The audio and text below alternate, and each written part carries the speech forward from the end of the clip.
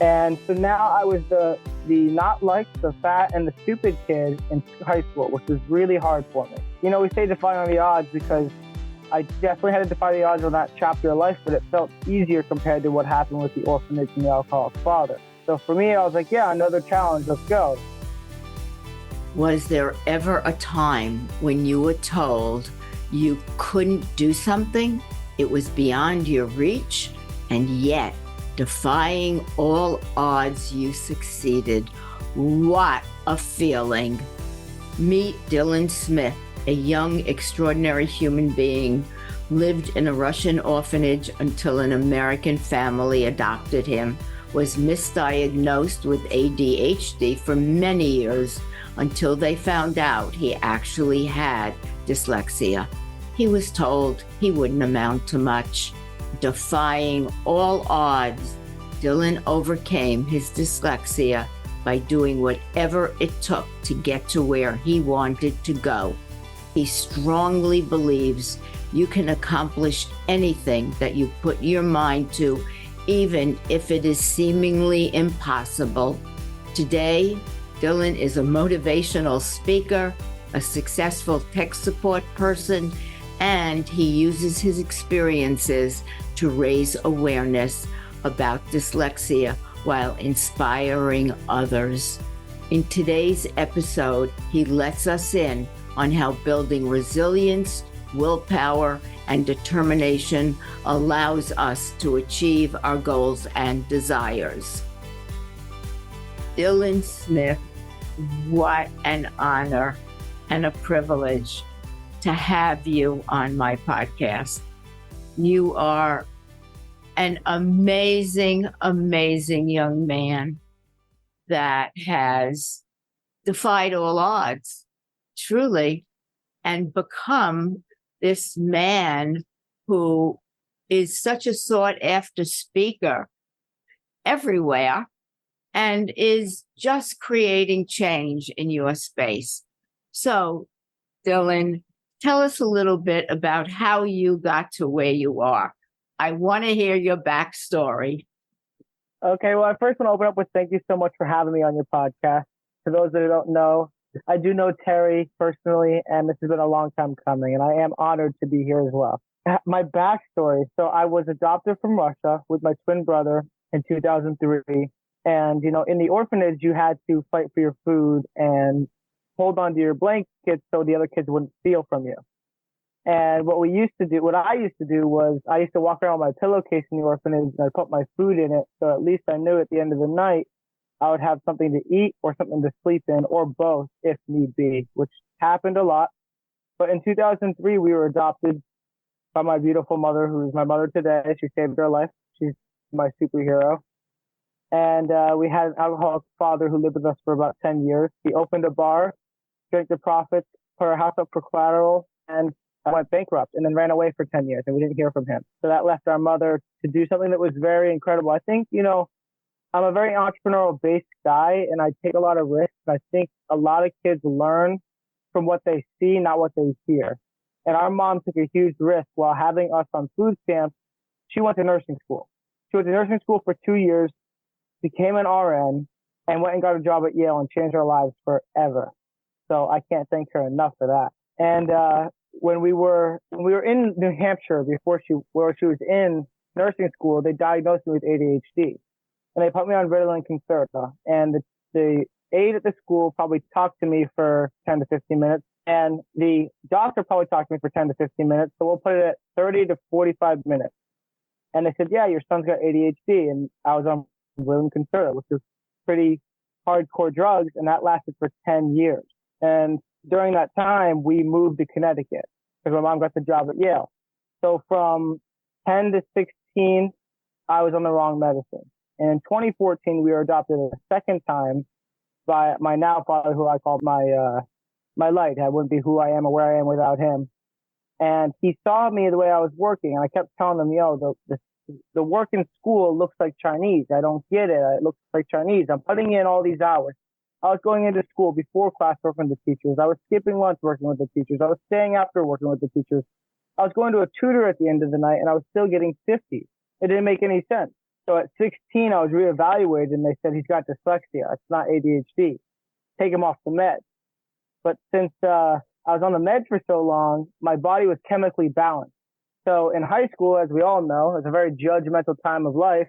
My body went from chemically imbalanced, which put me, I'm 5'3", I'm not tall, but I was about 170 pounds. It didn't look good. I was like the blueberry kid from Willy Wonka. And so now I was the not like, the fat and the stupid kid in high school, which was really hard for me. And a lot of, we say defying the odds because I definitely had to defy the odds on that chapter of life, but it felt easier compared to what happened with the orphanage and the alcoholic father. So for me, I was like, yeah, another challenge, let's go. And we graduated in 2020. I don't know if you remember what happened in 2020. There was this little thing called COVID that happened in 2020. So I didn't have class from March to June. I didn't have a prom. I didn't have a graduation, but I did have an opportunity to graduate. So I ended up graduating, which we thought was impossible because I had 50s as a student. I ended up graduating not only high school, but I graduated a trade school called BOCES with a microcomputer science 2-year degree. So I got this internship after graduating trade school and high school doing the impossible. And it fell through. And my father said, oh, you might have to go to the Army. And for some reason, that terrified me because it was like, I have no say in what happens. When I sign the dotted line, I do what the government says. And that was a terrifying thought to me. So I started running every day. And I started listening to podcasts of Ryan Serhant and Ed Milet and Tony Robbins. And it started to make me feel inspired. And I started running every day, 8 miles a night. And I was like, I don't know why, but I resonate with this so much. And I feel I could do what they're doing. And then it came upon me like, if I went through all that, my true belief growing up was somebody always has it worse. No matter what, somebody always has it worse. And if I went through all of that and somebody has it worse, then what I have for perspective, because I overcame dyslexia, I went to a tutor during summer. I graduated high school. I got adopted. I'm not in an orphanage. I have shoes. I have clothes. I have a loving family. Then if what I have could help people, I'm definitely going to do it. I thought it'd be selfish not to share it. To make it any better for anybody, I would definitely do it. Because if I know how it feels and I have the power to make it better for somebody else, why would I not do that? So I started speaking to my phone, selfie videos. And that graduated to doing Zoom interviews like this with other dyslexic Instagram pages. And that graduated to me landing a production deal in Stamford, Connecticut. And then that graduated to me being invited to speak at somebody's hedge fund at a Christmas party. And that was when the real big light bulb came off because I just shared my story in a boardroom. And everybody went kind of crazy. And they were like, oh my God, you're so inspiring. This is amazing. Do you do talks? Do you speak at conferences? Where can we get more of this? And I was like, oh, wow. I'm like, wow, I didn't realize. And I then invested in some speaker schools to learn how to properly do it. I studied the greats like Alex Martin and Craig Siegel and Tony Robbins and Ed Milet. And I said, I could do this. So I was getting on all these stages and I started to get recognized by and people. And that just led to more and more opportunities, more connections. And then it led to me where I was able to do my ultimate dream this year and speak at my home school. And that was amazing. Where I got to speak to the entire board. I got a standing ovation and I got to speak to every grade individually. And I got to impact the people that I came from. Wow, what a story. It's amazing. And as we continue with the podcast, but I wanted to just stop and really repeat some of what Dylan said, that he felt grateful, even though he had a rough road. He wasn't in the orphanage. He was adopted. He had a loving mother who took care of him.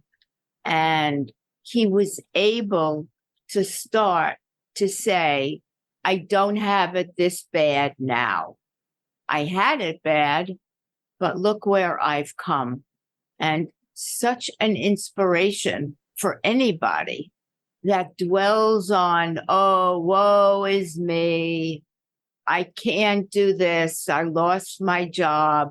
I got fired numerous times, and sits, and that's how their life goes, living in woe. And here's a young man that has had hardships, that most of us don't know. And yet today, and I have heard him speak, is such an inspiration that he is giving back on stages, going into schools. So kudos to you for really deciding to share your story with the world. Thank you. So tell us how it feels to get on a stage today with so many people watching, and then you're talking. What's the talk about? So I love that question because I'll never forget being home, and I spoke to the home school, and the first speech was the entire district staff. So every school employee at all. That went from janitors to the principals to the teachers. Everybody was there. 400 plus people in a full auditorium. And it was the moment I wanted for the last 4 or 5 years of my life. And I got there and I rehearsed with a PowerPoint for sure. And I got there and the screen died. The bulb in the projector died. So I couldn't use the PowerPoint. And didn't I know it was a blessing in disguise. And I just got to go and do it and feel it and give it my all. And that keynote speech, there were laughs. I had people laughing. I had people crying. And it ended where I was standing on stage in front of 400 plus people in my hometown in a full auditorium, full circle, with everybody on their feet, clapping, whistling, and crying, where I just stood there and accepted it and cried myself like, wow, like that was my we made it moment. You know, I months later got to sell out a theater of the same size and share a stage with Alex Morton, who's a very well-respected public speaker. And I got to share a stage with Craig Siegel in a sold-out theater. And that stuff's cool, right? And that stuff's really awesome. And that stuff really helps me go to the next level and it's an accomplishment. But that moment in the school was so special because those who watched me struggle were in the room when that happened. And what about perhaps the bullies or, school can be very hurtful to people that aren't the same as them. Yeah. I never belonged wherever I was. And I felt the pain of being ignored or not being picked or people whispering behind my back, and really never thought I'd amount to anything. So when I look at you, what was your high school experience like, or your school experience? And were some of those people in the room where you got up there and showed everybody, look at me, world? They were in the room, and there was definitely bullies and people who weren't fans of me. I was 170 pounds. I was a balloon. I was the so-and-so called stupid kid, and didn't hang out much because I was always working with teachers to try to survive. And I love that question because if you rescue a dog, right, from a kennel, and you bring him home and he's a rescue, and then you have family come over and they go to pet the rescue dog and he bites you, that's because he doesn't know better. He's been abused. But if you go and adopt a brand new puppy and you raise it as your own and family comes over, he runs up to you with a toy in his mouth wagging his tail. So when it comes to bullies, I don't blame them and I don't hold resentment and I don't hold grudges because they might have been those abused dogs, those rescue dogs. They didn't know better. I didn't know better. So I always look at it, I love the quote of, if everybody in the room put their problems on the table, 99.9% of us would take ours back because they're not as bad as we thought. Those who were bullying me want to hang out with me now. Do I? No, I don't hang out, but I take it as a big compliment, and I make sure that they're okay to an extent. I make sure everybody's okay. I've got a big heart. That's why I do this. I want everybody to be okay. And I want everybody to have hope. And I want everybody to be inspired. And I want everybody to have a shot or a chance or an opportunity like I did. Kids are cruel. And if they feel insecure, they want to find somebody that's more insecure than they are so they don't feel bad, that they can pick on. And it's hurtful. I remember in high school, we had a president, our high school, Everyone thought he was the moon, the stars, and the earth. He was president of the senior class, and he graduated. Fast forward, he never amounted to anything. He kind of struggled along, and you always question what happened with this bright kid that had a future, and it never really came to fruition. And then there are some of us that was never told, oh, you're going to be great, or you're going to be this, or you're going to do that. And fast forward, we surprise everybody, even ourselves. I definitely surprised myself. So tell us how it felt getting up there on every stage. And I'm going to make this up, could feel like kind of a coming home, if you will. I got to speak at a sold-out theater a couple of weeks ago. And I went up there and I gave it my all, right? And it didn't feel like a big stage, right? Because I've been on bigger ones, but I gave it my all where I could feel it and everybody in the room could feel what I was saying. They couldn't hear what I was saying, they could feel it. And I got myself so worked up that I ended up getting a standing ovation, the sold-out theater, by everybody, all three decks. And I stood there and I started to cry again, because I was like, I can't believe that these people are doing this for me. You know, I almost felt like I was like, wow, why? You know, and then people come up to me all day long, like, thank you so much for this, this, and this. And the kids at the school come up to me thanking me because it's helping them in so many ways. And I'm like, that's what it's about. The feeling is great. It's definitely adrenaline pump, and you definitely have to lock into a certain mindset to do this. Like, I was told that speaking in front of people is one of the biggest fears of mankind. It's a lot of people fear it more than death. And I've learned that what makes you uncomfortable gives you discomfort. And if it scares you, that means you should be doing it. Pushing yourself out of your comfort zone so you can level up and evolve.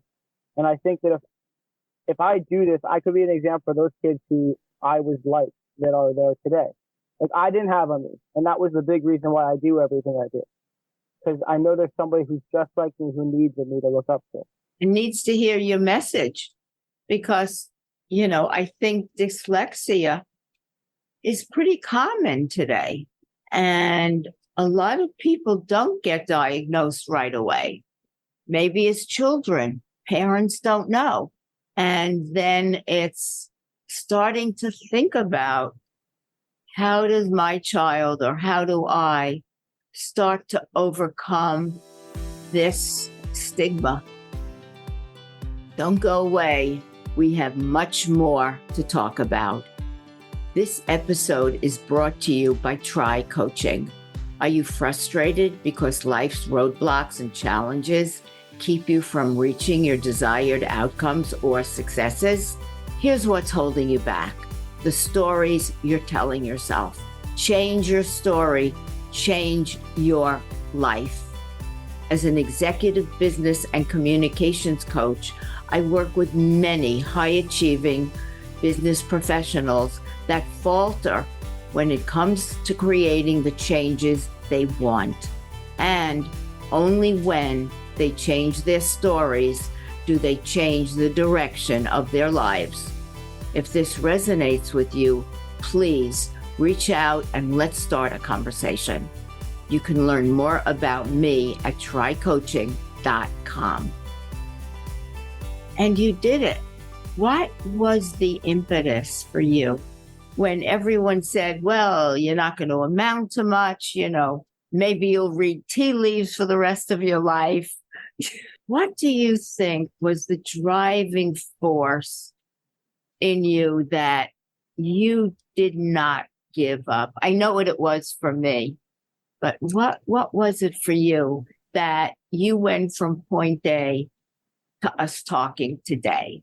I was really just done with being the stupid kid. And I just said, I'll do whatever it takes. That's a great question, because I have people ask me all the time, Dylan, I want to start a business. I want to start a brand. I want to be this person, a public figure.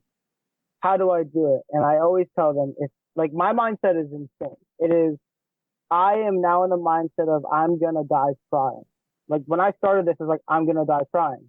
Like I'm not taking anything other than this is going to happen. I'm going to do everything in my power and then some to make this happen. I'd rather die trying than not try at all.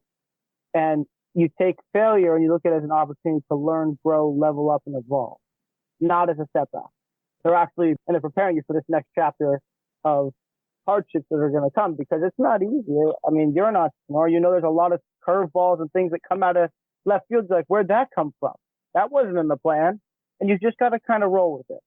And you've got to shift, and you've got to be able to go, okay, well, we're going to address this now and then address that later. And, we've got to move and pivot this way. You got to be able to pivot, dodge, duck, and roll. And I tell everybody who asks me, if you're not willing to die trying, then it's not time to start. I'm not going to give up. I'd rather die than sit back and let the cards fall where they will. And look at where you've come. You own your path. You own where you have landed. Nobody did it for you. So you also started a podcast.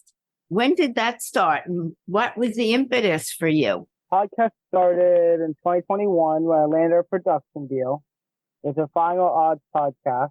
And when I landed a production deal, they said, let's start with a podcast. And then it grew to tours and speaking. But it gave me the opportunity to collaborate with some pretty incredible people like yourself and be able to network and grow together.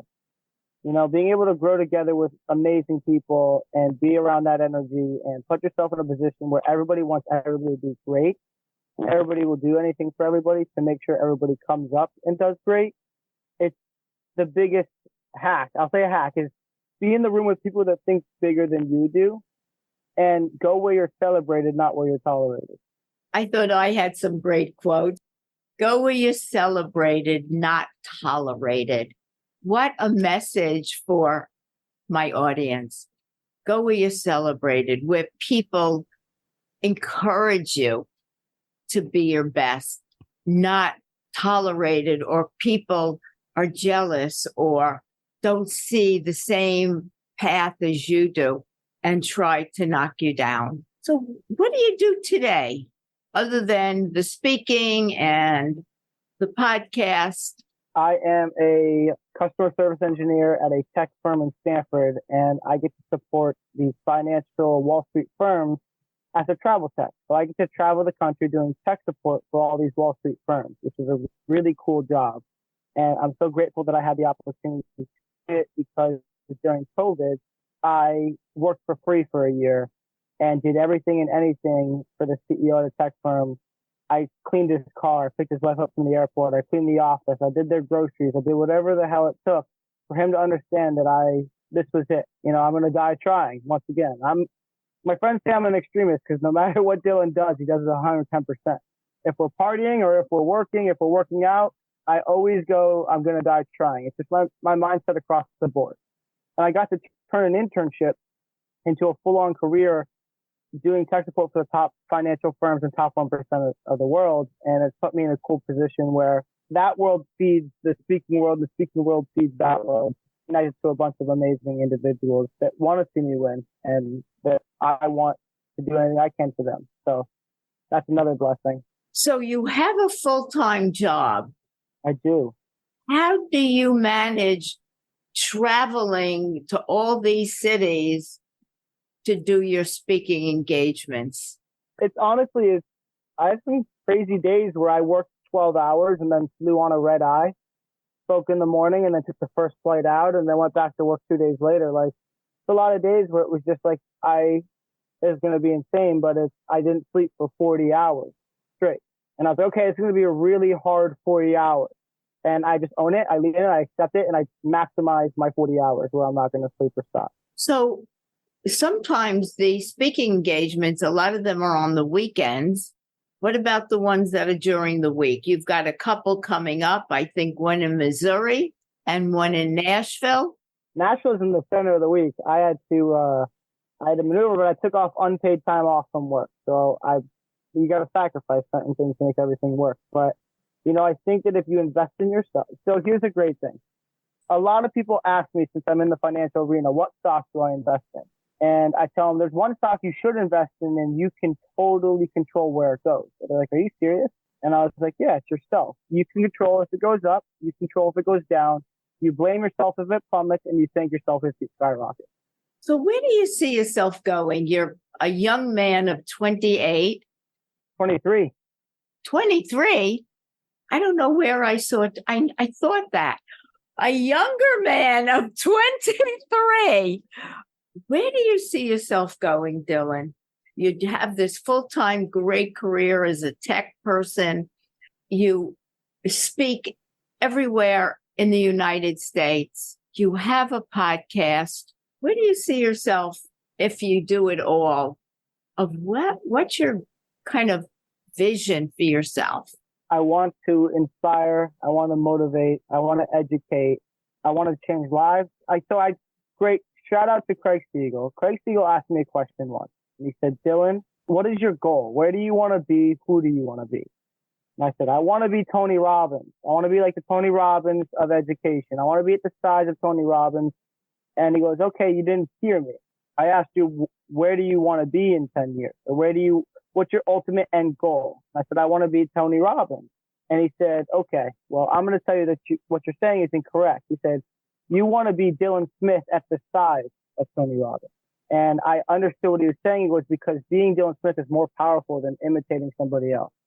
So if I become and lean more into myself, like I have been, but I just keep striving, I become the size of Tony Robbins, then think about it. My goal when I started this was to impact one person and it'd all be worth it.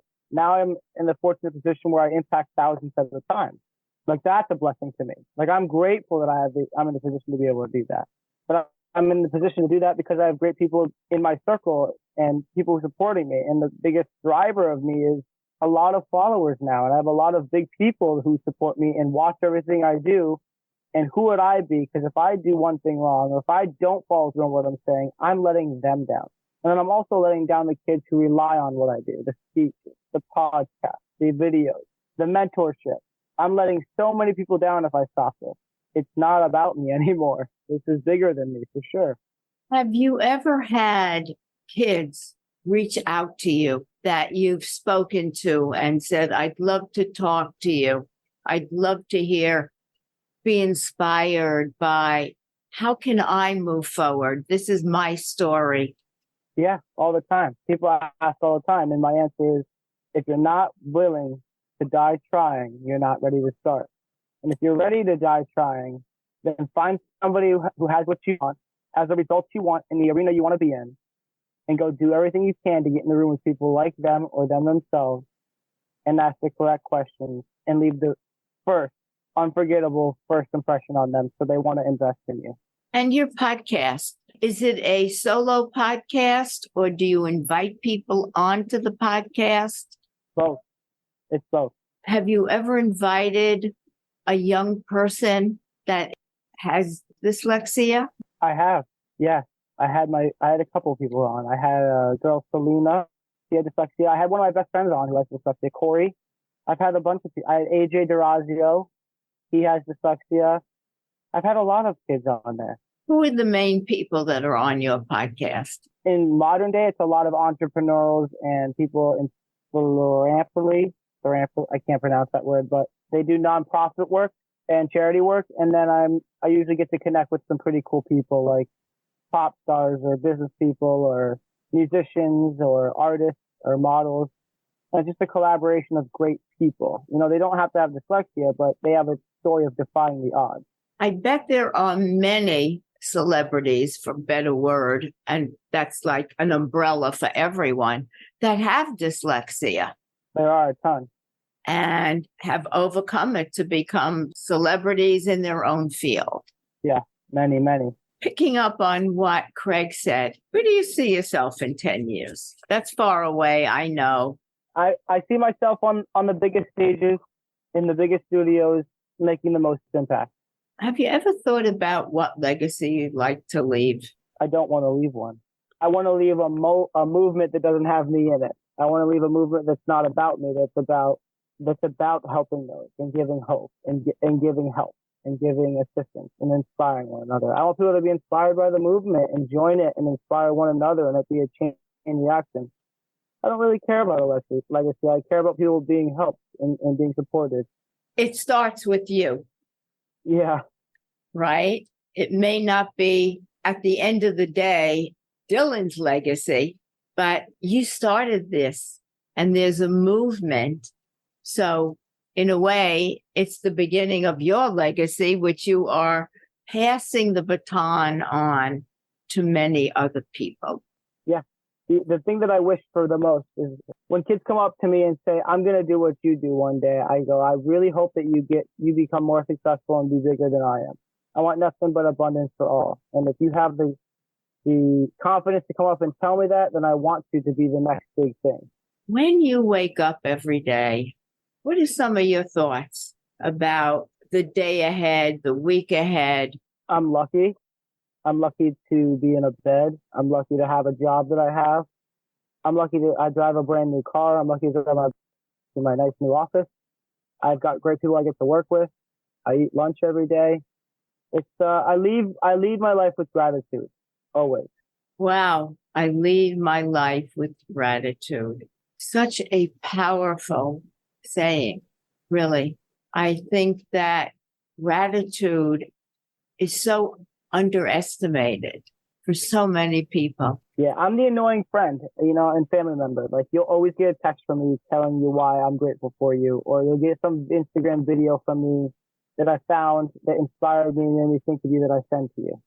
And I blow all my family and friends' phones up, and they always tell me that it helps them. And it really makes a big difference in the day. And I'm like, that goes just as far as a sold out theater. I don't think people understand that. And it's free. It's free. That is true. So you've said so much today that listeners can really grab onto. What are one or two nuggets that you know in your life that you can share with our audience? What a great question. So I'll be very vulnerable and transparent with you. I didn't know this until this year. I learned this year, so now I do everything I can to push it forward. And if you are listening, close your eyes, and I'm going to tell you this, something that I didn't know that was real or that I believe. You are enough. You are capable. You are loved. You are appreciated. And you are smart.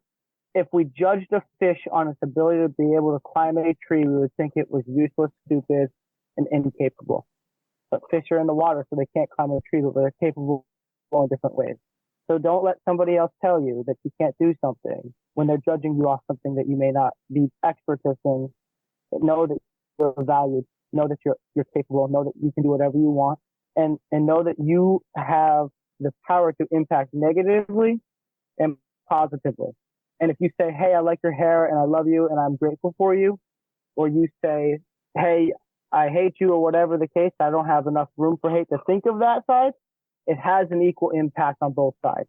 It goes just as far on both sides. Dylan Smith, you have blown me away. I don't say that very often. I truly don't. You're 23 years old. You have hopefully many, many years to keep inspiring, keep being who you are, and obviously growing over these years.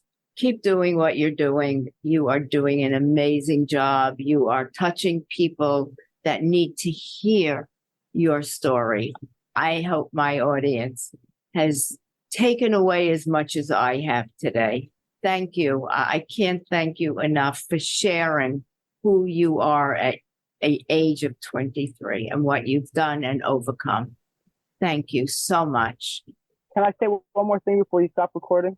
Terry, I'm grateful for you, and you are enough, and you are loved, and you are capable, and I want to thank you for doing what you do, because it does make a difference, and you are an absolute light to this world. Thank you. Thank you. Have a great day, Dylan, and I will see you soon, I am sure. I hope this compelling and extraordinary conversation with Dylan Smith has offered you thoughts on how you can create changes in your life by making choices that matter to you. Reviews encourage people to listen to my podcasts, and let all the platforms know that this podcast is reputable, please go to Apple Podcasts and leave a rating and review. Thank you. For related content on extraordinary work, please visit my website, trycoaching.com. And always remember, when you work with passion and purpose, your work can become extraordinary. Have you ever known anyone that grew up poor from the back roads of Tennessee, took her underwear to school to wash as she had no running water? Meet my next guest, Cindy Whitman, who went from poverty to taking the world by storm and becoming a force to be reckoned with. Cindy has many, many accomplishments, and you won't want to miss this incredible young woman's journey and how she is giving back in so many ways.